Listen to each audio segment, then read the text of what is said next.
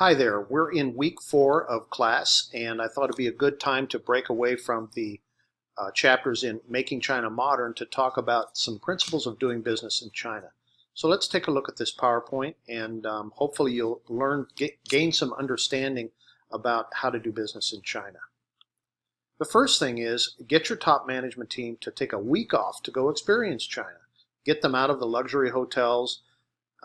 Take them to private homes of average citizens. Take the team to a fourth-tier city, that would be a smaller city or a village, to the countryside for a more holistic picture of what China looks like.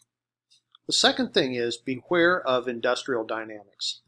A common cause of losses in China is that foreign firms are so focused on market growth rates that they neglect the basic competitive analysis.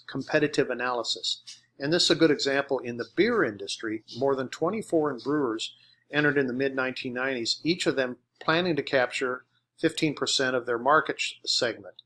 But they didn't realize they were competing with around 600 local brewers who are subsidized by local governments.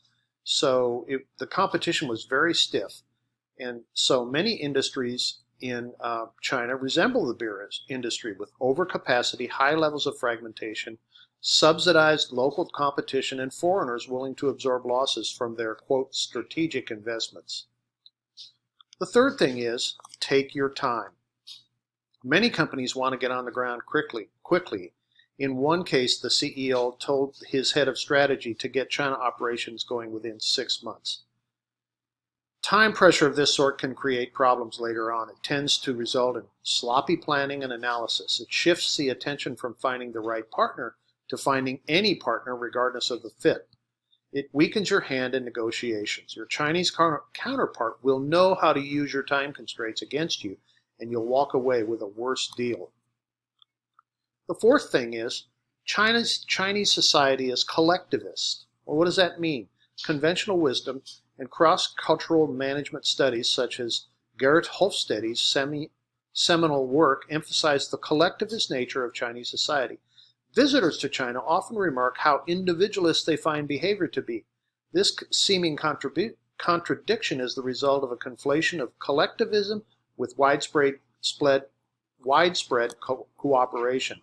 Chinese society is collectivist in that individuals identify to an in-group consisting of family, clans, and friends.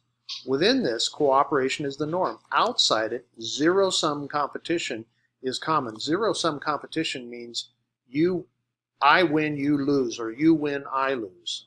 Okay? No win-win.